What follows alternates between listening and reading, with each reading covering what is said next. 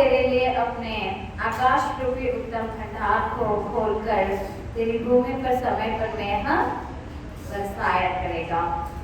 अभी तक शायद ही समय पर आशीष नहीं मिला होगा या समय पर आपके कार्य नहीं हुए होंगे और इसके द्वारा निराशा हो रही होगी, लेकिन आज वचन अगुवाई करता है कि समय पर अब से परमेश्वर मेघ बरसाया करेंगे, यानी समय पर आपके काम होने लगेंगे, समय पर आपको आशीष मिलने लगेगा, समय पर आपको जो चाहिए यानी जिस तरह के काम के लिए आप अपेक्षा कर रहे हैं वो समय पर होने लगेगा। हालेलुया। क्योंकि चाहे छोटे काम करते हो या फिर बड़े से बड़े काम क्यों ना करते हो, अगर उनको समय पर जब कुछ जो होना चाहिए वो काम नहीं होता है, होना चाहिए वो कार्य नहीं होता है, तो फिर इनके हृदय में उदासी निराशा छा जाता है। हालेलुया। उसी तरह परमेश्वर भी चाहते हैं कि हम पर समय पर मेघ बरसाया जाए, समय पर हम पर आशीष किया जाए, समय पर हमें चंगाई मिले, समय पर संतान हो, समय पर कर्जे मिट जाए, समय पर आरोग्यता मिले, समय पर कार्य हो, समय पर संकट दूर हो, समय पर जिस तरह के जो कार्य होने हैं वो हो जाए। हालेलुया। क्योंकि परमेश्वर की आशीष कभी भी देरी से नहीं होती है और जल्दी से भी नहीं होता है, हर चीज समय पर होता है। सबोपदेश के 3 अध्याय के पहले दूसरे वचन में लिखा हुआ रहता, फटाफट खोल के पढ़िए। सबोपदेश के पुस्तक का 3 अध्याय पहले और दूसरे वचन में नहीं, सबोपदेश 3 अध्याय वचन 2, वचन पहला और दूसरा। जन्म का समय और मरण का भी समय, हाँ, उसे उसका ऊपर का वचन पढ़ो।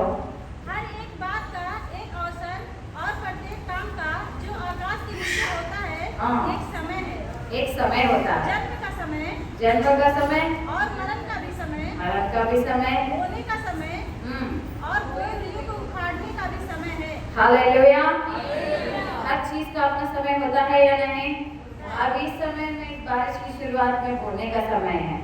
अगर इस वक्त कोई काटने को जाएगा कुछ मिलेगा, हसुआ लेकर हाथ में जाएगा तो कुछ मिलेगा, उसको बीज लेकर जाना पड़ता है इस समय में, और इससे पहले को जमीन को जोत लेता है। हालेलुया।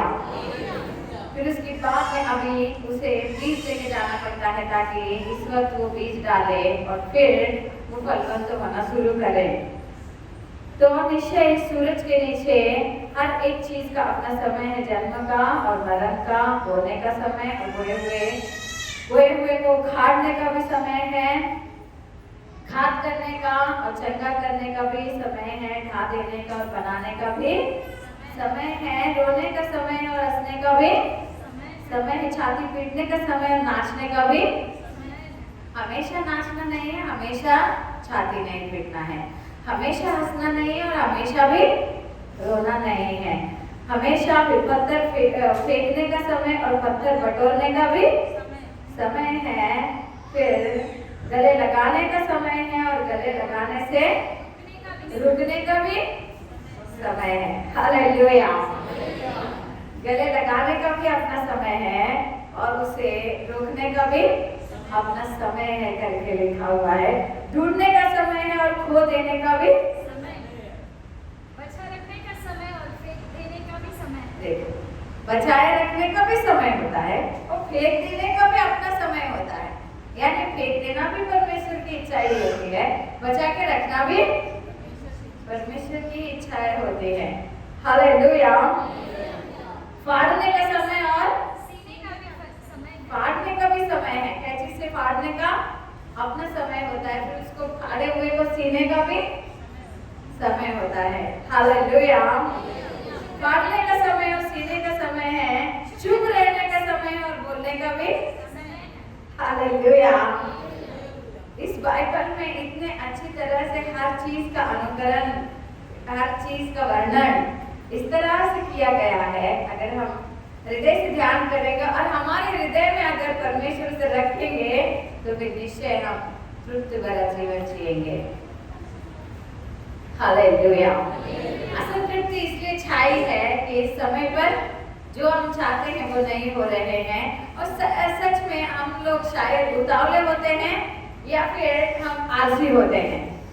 अगर उतावले होते हैं तो भी हम लोग फिर दुख मनाने का, शोक मनाने का दिन आ जाता है। और अगर आलसी हो जाते हैं यानी देरी करते हैं तो भी जो चाहिए, जो मिलना चाहिए उसे हम लोग खो देते हैं। हालेलुया। प्रेम का समय है और बैर करने का भी समय है, लड़ाई का समय और मेल का भी समय है। हालेलुया।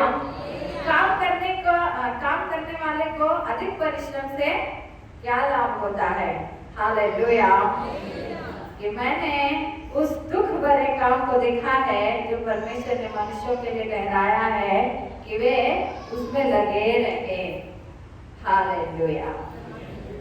लेकिन आज दुख भोगने का भी अपना समय है और फिर फल खाने का भी अपना समय है। तो फिर निश्चय आत्मवचन अगुवाई करता है कि अब मैं तुम पर समय पे मेरा बरसाया करूंगा, जिसके द्वारा क्या होगा, और तेरे सारे कामों पर आशीष देगा। हालेलुया। यानी जिस समय पर जिस तरह की मेघ बरसना है उस तरह की मेघ जब बरस जाए, जिस तरह की वर्षा होनी है उस तरह की वर्षा हो जाए तो फिर वो निश्चय आशीष पाता है। और लिखा हुआ है कि और तो वो तेरी जातियों को उधार देगा, परंतु किसी से तुझे उधार लेना पड़ेगा। आज निश्चय ही उधार लेना पड़ रहा है, या निश्चय ही दुख भोगना पड़ रहा है, निश्चय ही संकट का सामना करना पड़ रहा है। लेकिन आज वचन अगुवाई करता है कि परमेश्वर देने जैसा बनाएंगे, क्योंकि अब समय आ चुका है। हालेलुया। हालेलुया। अभी तक शायद बीमार रहे होंगे, लेकिन अभी चंगा होने का समय आ चुका है। अभी तक निराशा उदासी भोगे होंगे, लेकिन अब खुशी भोगने का समय आ चुका है। हालेलुया। अभी तक सिर्फ कटना ही शुरू हुआ होगा, लेकिन अभी सीने का और फल भोगने का समय आ चुका है। क्योंकि निश्चय वचन ये अगुवाई करता है उसी सबोपदेश के 7 अध्याय के 14 वचन में, इसी सबोपदेश के 7 अध्याय और वचन 14 में ఇది ప్రసంగిలో నుండి 7వ అధ్యాయం 14వ వచనంలో सुख के दिन सुख मान, सुख के दिन सुख मान और दुख के दिन सोच, क्योंकि परमेश्वर ने दोनों को एक ही संग रखा है। हालेलुया। ताकि जिससे मनुष्य अपने बाद होने वाली किसी बात को न समझ सके, जिससे मनुष्य अपने बाद होने वाली किसी बात को न बूझ सके। हालेलुया। సుఖ దినమందు సుఖముగా ఉండము, ఆపద దినమందు యోచించుము. తాము చనిపోయిన తరువాత జరుగు దానిని నరులు తెలుసుకొనకుండునట్లు దేవుడు సుఖ దుఃఖములను జతపరిచి ఉన్నాడు. దేవుడు సుఖ దుఃఖములను జతపరిచి ఉన్నాడు. हालेलुया। तो निश्चय ही आज हमें कैसे अपने आप को सराहना है और कैसे परमेश्वर के देने वाले आशीषों को स्वतंत्र करना है। तो फिर निश्चय लिखा हुआ है जब खुशी रहने का समय परमेश्वर दे रहे हैं, या जब खुशी दे रहे हैं तो फिर उसमें खुशियां मनाओ। और फिर अगर कोई दुख की घड़ी आई है तो फिर उस समय में सोचना है यानी प्रार्थना करना है। प्रार्थना करना है यानी हमें अपने आप को ढूंढना है कि हम कहाँ पर छू गए हैं। हालेलुया। सोचना है यानी प्रार्थना करना है, करना है यानी अपनी गलतियों को पहचानना है, अपनी गलतियों को ढूंढना है, हम कहाँ पर चूक गए हैं यहाँ पर, या फिर कहाँ पर हमसे गलतियां हुई हैं। हालेलुया। अपने सोच विचार के अनुसार अगर हम लोग सोचेंगे तो फिर शैतान हमें गलत ही जवाब देगा, लेकिन अगर हम प्रार्थना में ढूंढेंगे, अगर प्रार्थना में उसे परमेश्वर से पूछेंगे तो फिर सही जवाब आ जाएगा। हालेलुया। सुख के दिन सुख मान और दुख के दिन सोच, क्योंकि परमेश्वर ने दोनों को एक ही संग रखा हुआ है कि जिससे मनुष्य अपने बाद होने वाले किसी बात को ना भूल सके। क्योंकि हर एक को पृथ्वी को छोड़ के जाना है, इसलिए उन्होंने सुख और दुख दोनों भी यहीं पर भोगने के लिए रखा हुआ है। क्योंकि यीशु ने कहा जब स्वर्ग राज्य में कोई प्रवेश करता है तो फिर वहां पर दांत पीसना या रोना नहीं होता है। होता है क्या? पड़ता है क्या? हालेलुया। तो फिर हर सुख दुख को हमें इसी पृथ्वी पर भोगना है, यहीं पर हम सब कुछ कर देना है। तो सुख के दिन में भी हमें परमेश्वर की सन्निधि में विश्वासी पात्र बने रहना है। दुख के दिनों में भी हमें परमेश्वर की सन्निधि में विश्वासी पात्र बने रहना है, क्योंकि उन्होंने कहा है कि गले लगाने का भी समय है और गले लगाने से रुकने का भी समय है, खुशी मनाने का भी समय है और दुख मनाने का भी समय है। हालेलुया। तो इसलिए जब खुशी है तो फिर खुशियां मनाओ। जब पुत्र हुआ है तो खुशी मनाओ, लेकिन जब अगर पुत्र को बुखार आया है तो फिर उसके लिए प्रार्थना करो, उसके लिए सोचो, उसके लिए दुख तुम्हें शायद ही भोगना पड़ेगा। हालेलुया। ये नहीं सोचना है प्रभु में है फिर क्यों बुखार आया है, प्रभु में है तो फिर ये नुकसान क्यों हुआ है, प्रभु में है तो फिर ऐसा क्यों हुआ है, प्रभु में है तो ऐसा क्यों हुआ है। क्योंकि सुख के घड़ी में सुख मान और दुख की घड़ियों में तुम्हें सोचना है तुम्हें कैसे परमेश्वर की सन्निधि में आशीष को पाना है, कहाँ की गलतियों को सुधार लेना है और कैसे परिवर्तन या कैसे बर्ताव में बदलाव हमें लाना है। ఈ రకంగా మనల్ని మనం మార్చుకోవాలి। ఏ రకంగా ఎక్కడ తప్పు జరిగిందని తెలుసుకొని దాని ప్రకారంగా మనం మెదులుకోవాలి। ఏ కట్టడను అనుసరించి నడుచుకోవాలి। ఏ యొక్క ఆజ్ఞను మనం మీరి ఉన్నామో వీటన్నిటి మీద మన ధ్యానం ఉంచాలి, ఆలోచించమంటున్నాడు। సుఖదినమందు సుఖముగా ఉండము, ఆపద్దినమందు యోచించుము అనగా ఆలోచించుము అనగా ప్రార్థించుము అనగా దేవుని సన్నిధిలో కనిపెట్టుము అనగా ఆయన సన్నిధిలో ఆయన అడగాలి మనం ఏం జరిగింది, ఎలా జరిగింది ప్రభు, ఎందుకు ఇలా జరుగుతుంది, ఎందుకనగా దేవా నేను ఎక్కడ తప్పి ఉన్నాను అని। హల్లెలూయా। సుఖ దుఃఖాలన్నీ జతపరిచి ఉన్నాడు కనుక చనిపోయిన తర్వాత ఇవన్నిటిది అవసరం లేదు, ఇవన్నీ మనకు అసలు జ్ఞాపకమే లేకుండా ఆయన ఇక్కడే సుఖ దుఃఖాలన్నీ అనుభవించేటట్టుగా ఈ భూలోకంలో ఆయన ఏ దినమందు ఏది ఇవ్వాలో ఆ దినమందు అది ఆయనే ఇస్తున్నాడు। हालेलुया। हालेलुया। तो बोलोगे हमेशा सुखी चाहिए, नहीं मिलेगा। तुम ऐसे सोचोगे हमेशा दुखी मुझे मिलने वाला है तो फिर वो भी नहीं होगा। अभी तक दुखाया होगा लेकिन अभी लाइफ बाकी है ना, अभी भी जीवन बाकी है ना। हालेलुया। तो फिर निश्चय है, क्योंकि परमेश्वर हमें आशीष जब करना चाहते हैं, जब हम छोटे हैं या बड़े हैं या बूढ़े हैं या फिर मध्य आयु में हैं या फिर जवान हैं या फिर क्या है या क्या नहीं, स्त्री है या पुरुष है, ये सब कुछ नहीं देखते हैं। बस उन्हें आशीष करना है। आज वचन अगुवाई करता है कि अब मैं समय पर मैं बरसाऊंगा और मैं तुम्हें आशीष दूंगा। हालेलुया। स्वतंत्र करने के लिए तैयार होना। हालेलुया। मत्ती सुसमाचार 2 अध्याय वचन 8 कहता है, మత్తయి సువార్త 2వ అధ్యాయం 8వ వచనం చదివిస్తుంది। మత్తయి సుసమాచాर 2 अध्याय वचन 8। और उसने यह कहकर उन्हें बेतलेहम भेजा इस बालक के विषय में कि जाकर उस बालक के विषय में ठीक ठीक मालूम करो और जब वह मिल जाए तो मुझे समाचार दो ताकि मैं भी आकर उसको प्रणाम करूं। हालेलुया। अब ये हेरोदेस राजा ने उन शास्त्रियों से और उन ज्ञानियों से ये बात कहा कि जाओ और फिर जहाँ पर तुम लोग बोल रहे हैं माना कि मसीहा का जन्म हुआ है, उस अता पता को ढूंढ लो, उस एड्रेस को ढूंढ लो ताकि मैं भी आके प्रणाम करूंगा।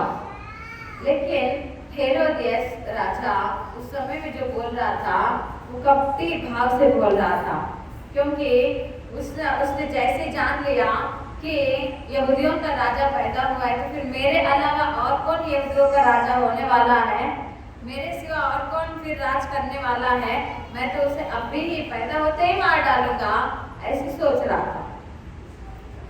हालेलुया। हालेलुया। इसलिए वो इन शास्त्रियों को, इन इन ज्ञानियों को बोल रहा था कि देखो, तब 7वां वचन, तब हेरोदेस ने ज्योतिषियों को चुपके से बुलाकर उसने पूछा कि तारा ठीक किस समय दिखाई दिया था। हालेलुया। और फिर बोला कि उसने यह कहकर बेथलेहम उनको भेजा कि ठीक मालूम करो कि वहाँ पर कि वो कहाँ पर है, और जब वो मिल जाए तो मुझे खबर करो ताकि मैं भी आके प्रणाम करूँगा।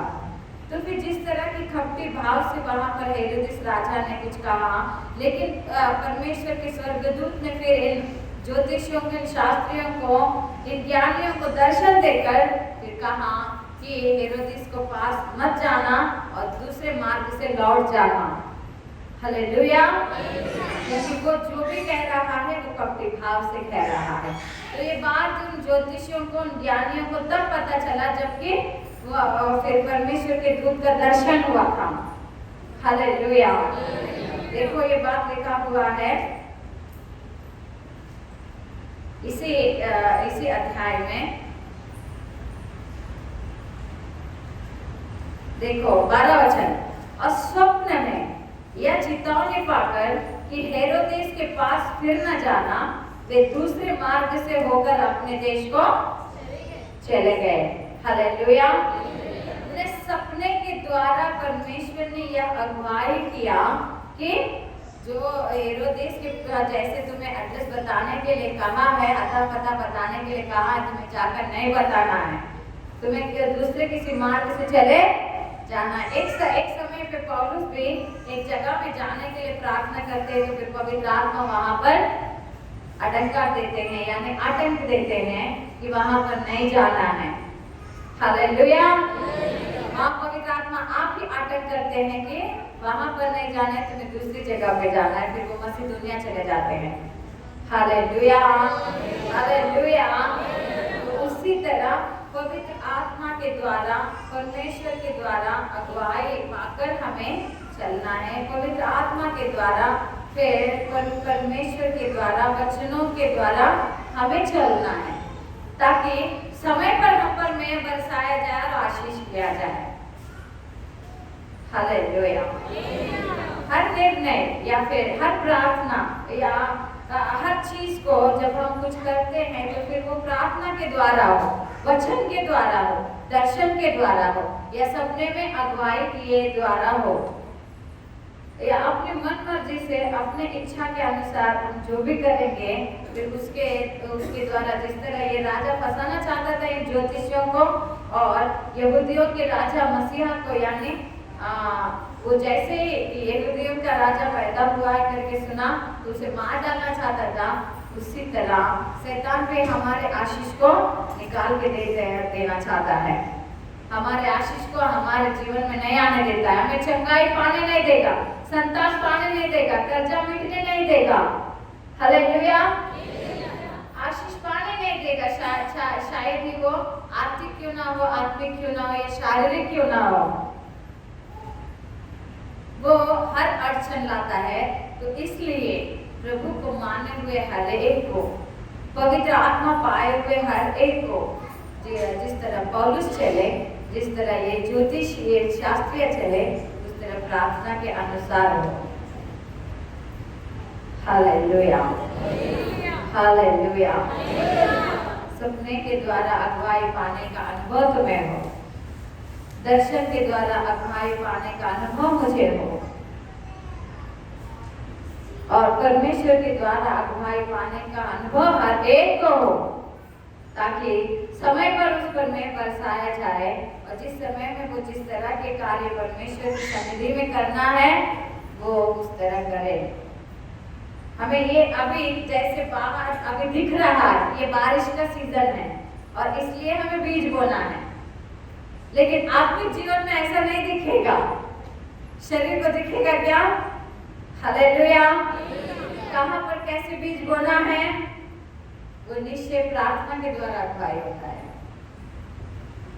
अभी शरीर की आंखों को स्पष्ट दिख रहा है, बारिश का सीजन है, हमारे समझदारी में हम समझ लेते हैं कि ये बारिश का सीजन है, और इस समय में हमें काटना नहीं है, हंसुए को लेकर नहीं जाना है, गोदामों में नहीं पहुंचाना है, लेकिन बीज डालना है। अभी हमें काम करना है, अभी हमें उस पर कार्य करना है, मेहनत करना है करके उन खेती वालों को पता चल जाता है या नहीं? हालेलुया। तो किसान जान पाता है, क्योंकि ये शारीरिक आंखें हैं और ये शारीरिक आशीष है, इसलिए दिखता है। लेकिन आत्मिक रीति से हमें आशीष पाना है तो फिर वो प्रार्थना के द्वारा ही अगुवाई होता है कि हमें सुसमाचार के बीज कब और कैसे कहां पर डालने हैं, कहां पर फिर पवित्र आत्मा की वर्षा होनी है, कहां पर समय पर मेहा बरसने वाला है और कहां पर निश्चित तुम्हें आशीष पाना है। Hallelujah, hallelujah. निश्चय इसलिए वचन अगुवाई करता है। 105 वचन संहिता के 4 में स्पष्ट लिखा हुआ है, यहोवा और उसकी सामर्थ को खोजो। क्या खोजो? हालेलुया। अपने बल को, अपने सामर्थ को या अपने सोच विचार को नहीं, यहोवा और उसकी सामर्थ को खोजो, उसके दर्शन के लगातार खोजी बने रहो। 105 वचन संहिता वचन 4 105 కీర్తన 4వ వచనం. యెహోవాను వెతుకుడి, యెహోవాను వెతుకుడి, ఆయన బలమును వెతుకుడి. ఎవరిని వెతుకుడి? ఎవరిని వెతుకుడి? యెహోవాను. హల్లెలూయా. హల్లెలూయా. ఆశీర్వాదం వెతుకుడి అనుందా? నీ బలం వెతుకుడి అనుందా? నీ జ్ఞానం వెతుకుడి అనుందా? యెహోవాను వెతుకుడి, ఆయన బలమును వెతుకుడి, ఇంకా ఆయన సన్నిధిని నిత్యం వెతుకుడి. ఆయన సన్నిధిని నిత్యం వెతుకుడి. నిత్యం నిత్యం ప్రతిరోజు ప్రతిరోజు ప్రతి విషయంలో ఆయన సన్నిధిని వెతకాలి. అప్పుడు ఏది కరెక్టో ఏది కరెక్ట్ కాదో నిశ్చయంగా దేవుడు మనకు తెలియజేస్తాడు. హల్లెలూయా. యెహోవాను వెతకండి, ఆరంభించండి వెతకడం. ఇప్పటిదాకా వెతకలేదా? ఇప్పుడు ఆరంభించండి. ఇప్పటిదాకా నువ్వు దర్శనం పొందుకోలేదా? ఇప్పుడు దర్శనం కొరకు వెతకండి.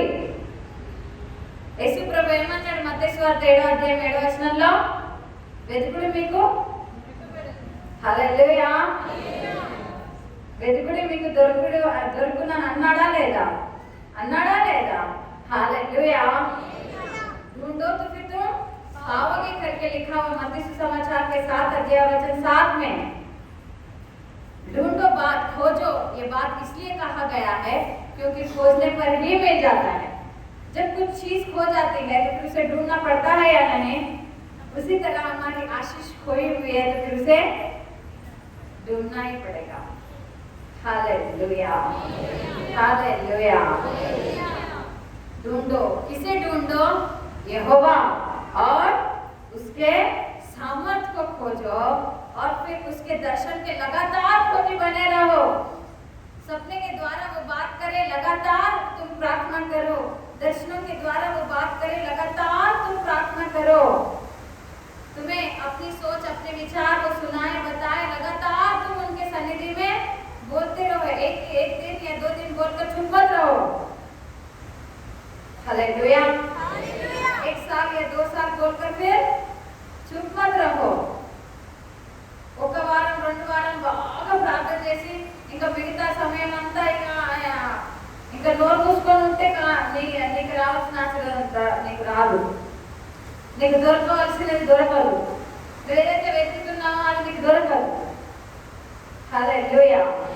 लगातार అనగా ఎప్పుడు ఎల్లప్పుడు హల్లెలూయా. నిత్యం అంటే ఎల్లప్పుడే కదా? నిత్యం అంటే ఎప్పుడు లేదా ఎప్పుడో ఒకసారా? నిత్యము అని అంటే నెలకొకసారి, వారంకొకసారా? हालेलुया। हमेशा लगातार, यानी हर दिन हर समय जहाँ भी जाओगे, जहाँ से भी आओगे या फिर जहाँ पे भी अपना कदम रखोगे या जहाँ जिस चीज के लिए भी ढूंढोगे, हालेलुया, लगातार तुम दर्शन की खोजी बने रहो। जब तुम लगातार पूछोगे, लगातार पूछोगे तो फिर तुम्हें उसका जवाब आ जाएगा। तुम्हें जब तुम लगातार परमेश्वर के दर्शन के खोजी बने रहोगे और लगातार प्रार्थना में परमेश्वर को सोच को पाने के लिए उनको पूछते रहोगे तो फिर तुम्हें वो मिल जाएगा। Hallelujah, hallelujah. किसी चीज को खो गया तो फिर अगर आपने लगातार उसे ढूंढ लिया तो फिर एक नहीं कि वो मिल जाता है या नहीं, मिल जाता है या नहीं। हालेलुया। इसी तरह ढूंढने पर ही मिलने वाला है, प्रार्थना करने पर ही मिलने वाला है। जिस तरह ये हेरोदेस के द्वारा ये ज्योतिषियों को उन लोगों को कपटी भाव से उन्हें धोखा देने के लिए बोला गया, क्योंकि वो लोग हेरोदेस चाहता था मुझे नैडा में जाके ढूंढना है, क्योंकि इतने बड़े शहर में मैं कहाँ पर ढूंढूंगा। अब ये लोग खुद मेरे पास आए हैं कि मसीहा कहाँ पर यहूदियों के राजा पैदा हुआ है, क्योंकि हमने तारे को देखा है। तो फिर पूरब की दिशा में हमने तारे को देखा है, तो हमें उसे जाके दंडवत करना है, प्रणाम करना है। तो फिर राजा ने बहुत ही समझदारी से बताया कि जाओ और तुम लोग ढूंढो और फिर मुझे बताओ, फिर मैं आके प्रणाम करूंगा। Hallelujah, hallelujah. शैतान भी बहुत ही युक्ति करता है कि हम लोग फिर डाइवर्ट हो जाए, हम लोग परमेश्वर को ढूंढना छोड़े और फिर अपना मन मर्जी पूरा करें या अपने मन मर्जी के अनुसार चले। अब्राहम को जब 25 साल इंतजार करना पड़ा तो फिर 25 साल तक फिर इसको यानी शारा का मन नहीं रुका। हालेलुया। और उसने क्या किया, फिर उसके बीच में ही यानी 25 साल होने से पहले ही, यानी 25 साल होने से 11 साल पहले ही उसने हागर जो उसकी दासी थी फिर उसके द्वारा पुत्र होने को चाहा। लेकिन जब वो दासी गर्भवती हुई तो फिर शारा को नीच नजर से, तुच्छ नजर से देख रही थी। Hallelujah, hallelujah. जब हम अपने मनमर्जी से चलते हैं फिर इसी तरह से हम फिर दूसरों के नजर में गिर जाते हैं। वो लोग हमें नीच नजर से, तुच्छ नजर से देखने लगते हैं। फिर शारा बहुत दुखी हुई। शारा ने अपने जो गलत निर्णय उसने लिया था फिर उसके लेकर वो बहुत रोने लगी, बिलखने लगी। परमेश्वर ने फिर उन्हें सहायता किया और फिर उन्हें 11 साल के बाद में फिर पुत्र हुआ। हालेलुया। निर्णय का नियुक्त समय पर शारा ने पुत्र को जन्म दिया करके लिखा हुआ रहता है। तगिन समय मंदु शारा कुमारने कणने रायबडुंटदे। Hallelujah, hallelujah. तो उस समय तक वो नहीं रुकी और हागर को उसने अपने पुत्र के लिए चुना। उसके द्वारा मैं पुत्र लूंगी करके उसने चाहा, उसके द्वारा मैं आशीष पाऊंगी करके चाहा। लेकिन हागर ने उसे नीच नजर से, वो यजमान थी, स्वामिनी थी, लेकिन ये दासी होकर ये उन्हें तुच्छ नजर से देखने लगी। Hallelujah, hallelujah. निश्चय आज परमेश्वर हमें यही अगुवाई करते हैं दर्शन के द्वारा और सपने के द्वारा, जिस तरह ज्योतिषियों को, शास्त्रियों को, उन भक्तों को प्रेरित पौलुस और फिर उनके द्वारा चले हुए हर एक लोग जिस तरह पवित्र आत्मा के अगुवाई के द्वारा चले, तुम्हें भी और हमें भी चलना है। यहोवा को ढूंढो, उसके दर्शन के खोजे, लगातार बने रहो, लगातार एक विषय में या दो विषय में नहीं, हर विषय में, सिर्फ आशीष के विषय में ही नहीं, अपने हर काम के विषय में, हर एक विषय में तुम परमेश्वर के दर्शन के खोजी बने रहो। Hallelujah, hallelujah. अगर शारा दर्शन मांगती कि मुझे दर्शन दिखा ताकि मैं हागर को, मैं अब्राहम को हागर के द्वारा क्या मैं पुत्र पाऊं, ऐसा अगर वो दर्शन मांगते तो फिर वहां पर वो कार्य होता ही नहीं। हालेलुया। अगर दर्शन और जहाँ पर भी बाइबल में तुम जहाँ पर भी देखो, अगर उन लोगों ने सपने के द्वारा या दर्शनों के द्वारा या परमेश्वर के दूतों के द्वारा जब उनको अगुवाई हुआ और वो लोग चले, तो फिर वो लोग गलत नहीं हुए। Hallelujah, hallelujah. न्यायों की पुस्तक के 6वें अध्याय में वहां पर गिदोन को फिर मिद्यानियों के ऊपर लड़ाई करने के लिए चुना गया। तो गिदोन सोच रहे थे कि मैं खुद डर कर और इन मिद्यानियों से छुपाकर मैं गेहूं यहाँ पर छटक रहा हूँ, और फिर यहाँ पर देवदूत आकर कह रहा है, हे पराक्रमी शूरवीर, सूरमा, तेरे द्वारा परमेश्वर मिद्यानियों के ऊपर जीत दिलाने वाले हैं करके जब बोला, तो फिर गिदोन आश्चर्यचकित हुआ। फिर उसने चिन्ह मांगा, अगर तुम देवदूत हो ना, तो फिर मेरे खाना बना के लाने तक तुम यहीं खड़े रहोगे। हालेलुया। నిజంగా దేవదూత అయితే ఇదిగో నేను పోయి వచ్చి నీ పక్షంలో తీసుకొని వచ్చేదాకా నువ్వు ఇక్కడనే ఉండు అని అంటాడు. ఆహారం సిద్ధపరచుకొని తీసుకొని వచ్చేదాకా ఇక్కడ నిలబడాలి అంటాడు. हालेलुया।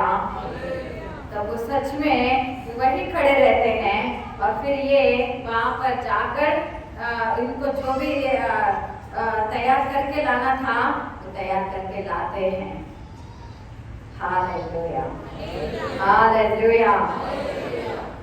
फिर उसके बाद में भी कि गिदोन कहता है कि भेड़ की खाल को एक जगह में रखकर फिर वो बोलता है कि अगर हे परमेश्वर तेरा अनुग्रह मुझ पर है तो ये भेड़ की खाल सूख जानी चाहिए और फिर जमीन गीली रहनी चाहिए। नीचे की जो जमीन है वो गीली रहनी चाहिए और जो भेड़ की खाल है वो सूख जानी चाहिए। वो असंभव है। अगर नीचे की जमीन गीली है तो फिर भेड़ की खाल अपने आप गीली हो जाएगी ना। हालेलुया। लेकिन उन्होंने वही चिन्ह मांगा। तो दूसरे दिन देखा, सुबह उठकर देखा तो फिर पूरे ओस की बिंदु के द्वारा पूरा जमीन गीला था, लेकिन भेड़ की खाल एकदम सूखा हुआ था। फिर मांगा, फिर भी उनको यकीन नहीं हुआ कि क्या मैं लड़ाई कर सकता हूँ, क्या मेरे द्वारा इतने सारे मिद्यानी जो इतने बलवंत लोग हैं कि हम लोगों को खाना तक नहीं छोड़ रहे हैं, इनके ऊपर क्या मैं जीत लूंगा? ऐसे सोचकर फिर उसने चिन्ह मांगा, अगर हे परमेश्वर तेरा अनुग्रह मुझ पर है तो अब ये भेड़ की खाल गीली होनी रहनी चाहिए और जमीन सूख जानी चाहिए।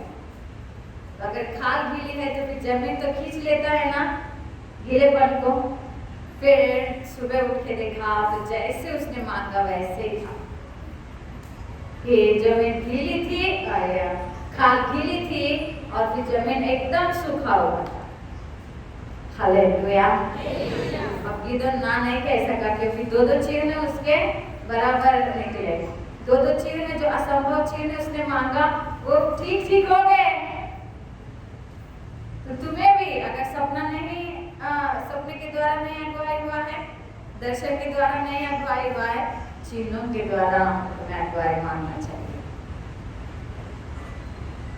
चिन्हों के द्वारा अपने डाउट को क्लियर कर लेना चाहिए कि जिस मार्ग पे मैं चल रहा हूँ या जो काम मैं करने जा रहा हूँ वो सही है या नहीं है, क्या तू मेरा साथ देने वाला है या नहीं है। Hallelujah, hallelujah.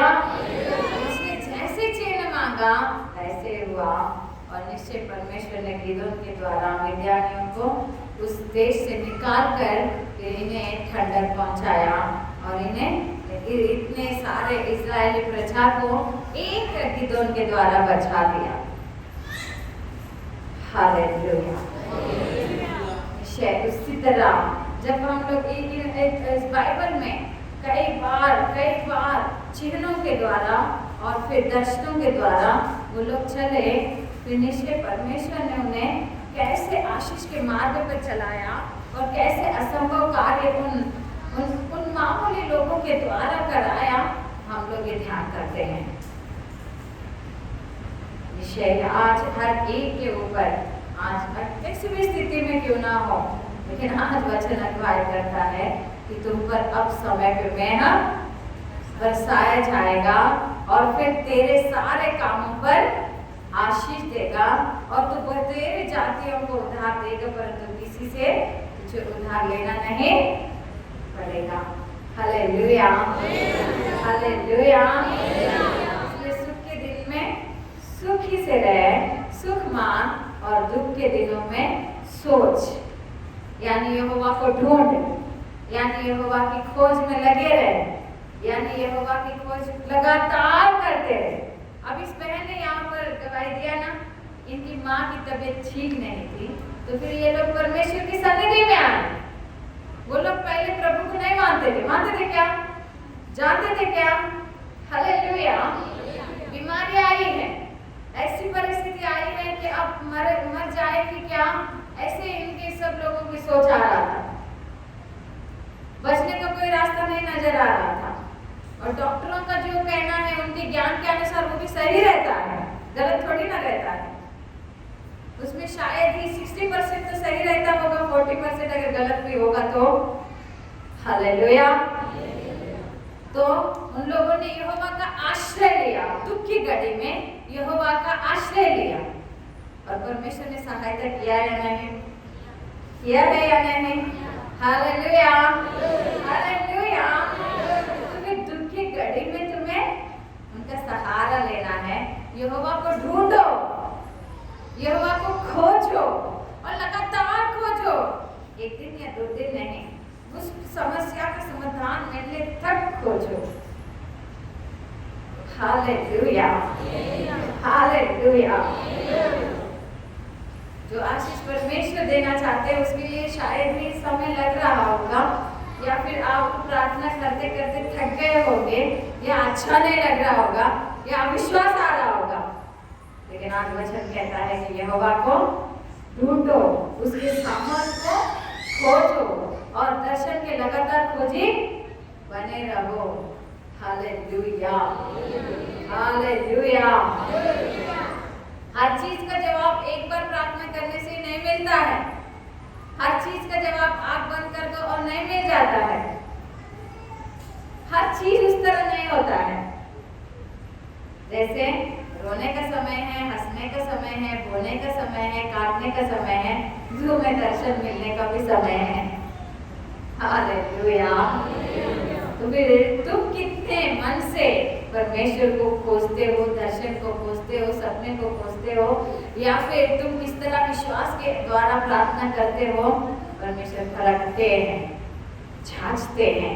तुम्हारे विश्वास परखा जाएगा करके लिखा हुआ है। निविश्वासम शोधिको पड़ुतुंदी अंतराय पड़ुते గనుక నువ్వు ఎంత విశ్వాసం కలిగి ఎన్ని రోజుల దాకా ఓపికతో ఆయన దగ్గర కనిపెడతావు అని ఆయన చూస్తాడు. నిర్ణయ కాలం రానే వచ్చుద్ది, నీ ఆశ భంగం కానేలేదు. వాక్యం చెప్తుంది సమయం రానే వచ్చుద్ది, నీ ఆశ భంగం కానేలేదు. ఇంకో వాక్యం రోమా గ్రంథం 5వ అధ్యాయం 5వ వచనం, ఈ నిరీక్షణ నేను సిగ్గుపరచదు. हालेलुया। ये आशा तुम्हें लज्जित नहीं करेगी करके लिखा हुआ है रोमा पत्रिका 5 अध्याय वचन 5 में। जिस चीज की आशा हम प्रभु में रखे हुए हैं वो हमें लज्जित नहीं करेगा, और आशा से लज्जा नहीं होती, और आशा से लज्जा नहीं होती है। इसलिए अब लज्जित मत हो जाओ कि अब तक कुछ नहीं हुआ है, अब तक कुछ नहीं हुआ है, हमने इतना यत्न किया, इतना प्रयत्न किया, इतना प्रार्थना किया, इतना दर्शन मांगा, इतना हम लोग ढूंढ रहे हैं तो भी नहीं मिल रहे, नहीं मिल रहे, नहीं मिल रहे, नहीं मिल रहे। आशा से क्या नहीं होती है? क्या नहीं होती है? क्या नहीं होती है? నిరీక్షణ సిగ్గుపరచదు. నీకు దేవుడి యందు, నీ ప్రభు యందు నిరీక్షణ ఉంటే నువ్వు ఖచ్చితంగా సిగ్గుపరచబడవు. సమయం రానే వచ్చుద్ది, నీ ఆశాభంగం కానేలేదు. హల్లెలూయా. అవుతా నీ ఆశాభంగం? నువ్వు ఏ విషయంలో ఆశపడుతున్నావు? ఆశీర్వాదం పట్ల ఆశపడుతున్నావా? ఆశీర్వాదం పట్ల ఆకలి కలిగి ఉన్నావా? సంతానం పట్ల ఆకలి కలిగి ఉన్నావా? నీ కొడుకు పట్ల ఆకలి కలిగి ఉన్నావా? కోడలు పట్ల ఆకలి కలిగి ఉన్నావా? హల్లెలూయా. ఎవరు మారాలని, ఏది మారాలని ఆశిస్తున్నావు? ఏది కావాలని, ఏది పోవాలని ఆశిస్తున్నావు? దేవుడికి అన్నీ తెలుసు. అయితే నీ ఆశ నువ్వు నాలుగు రోజులు నడిచి నువ్వు మానేస్తావు, దేవుడికి తెలీదా? हालेलुया। तुम 4 दिन चल के बंद करोगे करके परमेश्वर नहीं जानते हैं क्या? फिर तुम 4 दिन चलने वाले होगे तो फिर तुम्हारी आशा कैसे पूरी होगी और क्यों पूरी होनी चाहिए? हालेलुया। क्योंकि ये मार्ग सत्य जीवन और फिर ये मार्ग पिता तक पहुंचने का मार्ग है, इसलिए ये मार्ग सकेत है, तो इसमें थोड़े बहुत मार्ग लगते हैं। तो निश्चय ही तुम कितना झेलते हो, कितना तुम धीरज धरते हुए बाट जोते हो, वो परमेश्वर परखते हैं। इसलिए ये भजन संहिता 40 भजन संहिता के पहले वचन में लिखा हुआ रहता है। देखो 40 भजन संहिता वचन पहला में 40 कीर्तन నేను సహనముతో కనిపెట్టుకుంటుని అని రాయబడింది।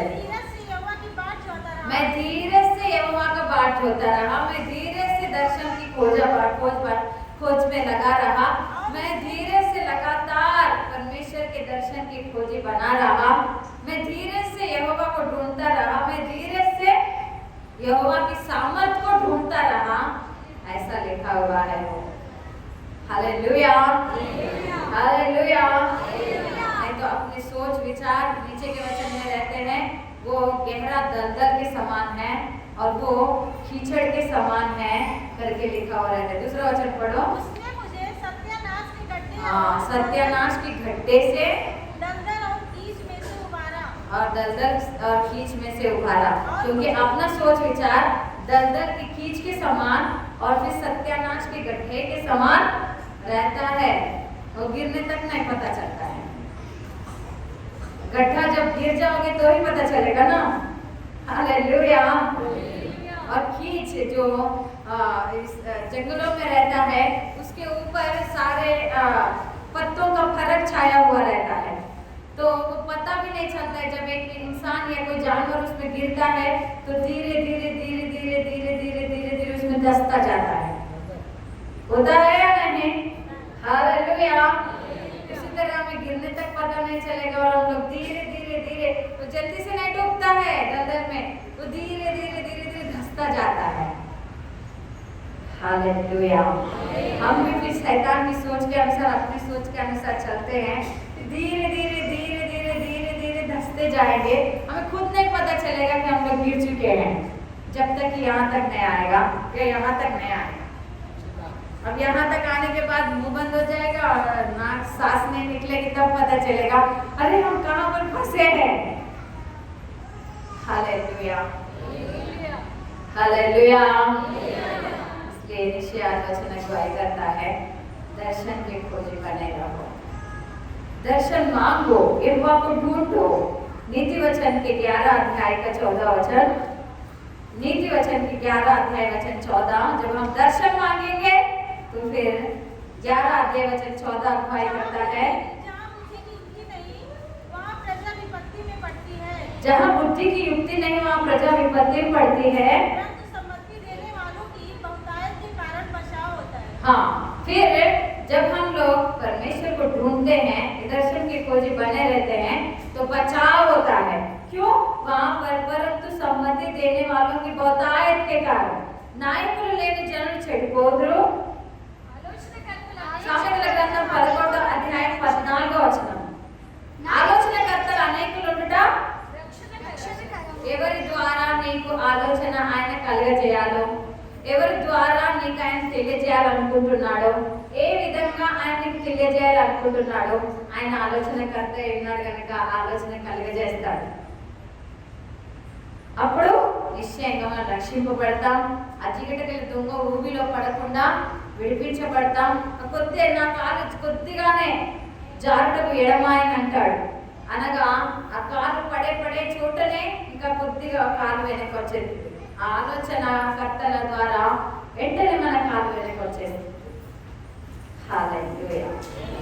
सम्मति देने वाले या सोच देने वाले बहुतायतों के कारण या बहुत लोगों के कारण, यानी परमेश्वर जिसके द्वारा जैसे हमें सोच दिलाना चाहते हैं, वो सोच दिलाकर उस सत्यानाश के गड्ढे में गिरने से अपने पैरों को थोड़े में ही वो हमें बचा लेते हैं, एक ही कदम में वो हमें पीछे चला लेते हैं।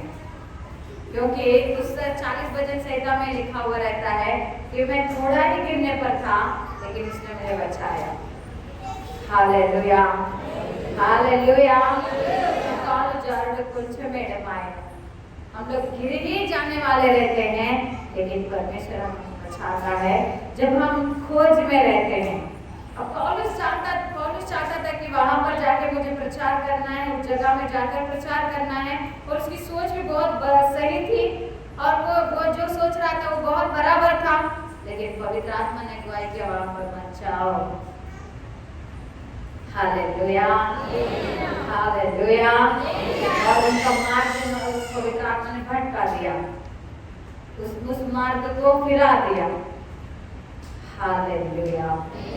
वैसे थोड़े में ही हम लोग फिर पीछे आ जाएंगे, थोड़े में ही हम लोग फिर अपने सोच विचारों को बदल देंगे, क्योंकि हमें जिसके द्वारा जिस तरह की सोच हमें देना है वो देंगे, क्योंकि सम्मति देने वाले ये या नायकों के द्वारा या बताने वालों के द्वारा या सोच देने वालों के द्वारा वो हमें इस तरह की सोच देते हैं कि हम लोग बच जाते हैं।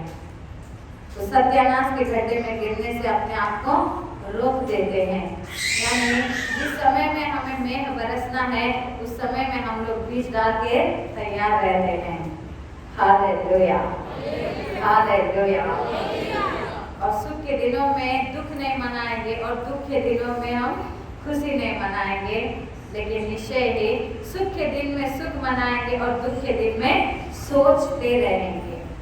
और जो जिस तरह यानी प्रार्थना करेंगे, यहोवा को ढूंढेंगे, और फिर हम लोग जो पाना है जिस आशीष को, चंगाई को, छुटकारे को आएंगे। Hallelujah, hallelujah. ईश्वर करे को परमेश्वर आशीष करे। आइए सब खड़े हो जाएंगे, प्रार्थना करेंगे, प्रार्थना करेंगे। सभी खड़े होकर इधर उधर मत देखिए, खड़े